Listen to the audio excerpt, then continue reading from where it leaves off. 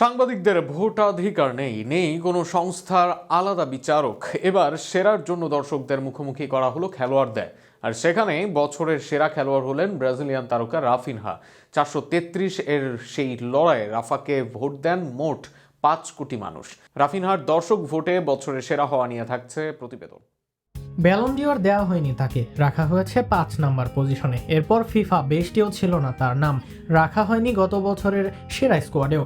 একের পর এক জায়গা থেকে অবহেলিত হয়ে এসেছেন রাফিনহা, তবে তাতে কোনো মন্তব্য ছিল না এই বার্সা তারকার, বরং নীরবে পারফর্ম করে গিয়েছেন, জয় করেছেন দর্শকদের মন। আর সেই দর্শকরা এবার রাফিনহাকে করলেন বর্ষসেরা। 2025 সালে অনেকের ঘোষিত সেরা একাদশেও নেই রাফিনহা, তবে দর্শকদের কাছে রাফিনহাই সেরা।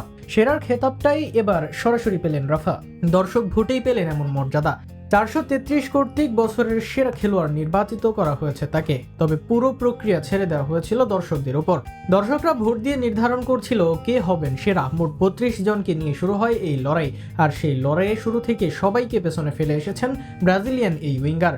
এরপর ফাইনালে রাফিনহা মুখোমুখি হন রিয়াল মাদ্রিদ তারকা কিলিয়ান এমবাপ্পের।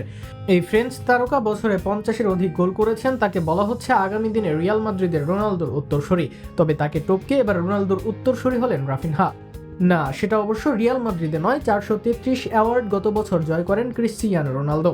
এবার এই পুরস্কার আসলো রাফিনহার কাছে। এর আগে Leo Messi, Erling Haaland, Robert লেভানডস্কিরা জয় করেন গত 5 বছরে এই শিরোপা। এবার এই শিরোপা এলো রাফিনহার ঘরে। ফাইনালে প্রতিদ্বন্দ্বী কিলিয়ানকে ভালোভাবেই হারান রাফা, যেখানে মোট 58 ভোট পান। গত আসরে বার্সাকে পথ দেখানো এই তারকা।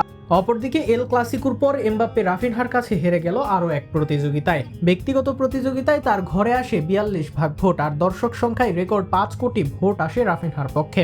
ভালো করলে স্বীকৃতি কোথাও না কোথাও মেলে। যদি অ্যাওয়ার্ড কমিটি থেকে পুরস্কার নাও আসে, দর্শকদের ভালোবাসা তাতে কমে না, বরং পারফর্ম করতে পারলে সবাইকে টপকে দর্শক তোমাকেই মনে রাখবে, মাথায় করে রাখবে।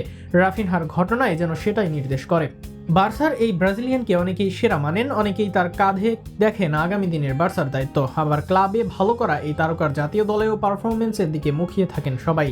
সবে তো শুরু, এখনও যে অনেক কাজ বাকি রাফিনহার, সেটা পূরণ করতে পারলে আগামী দিনে কোনো পুরস্কারেই দর্শক ভালোবাসার হবে না অভাব।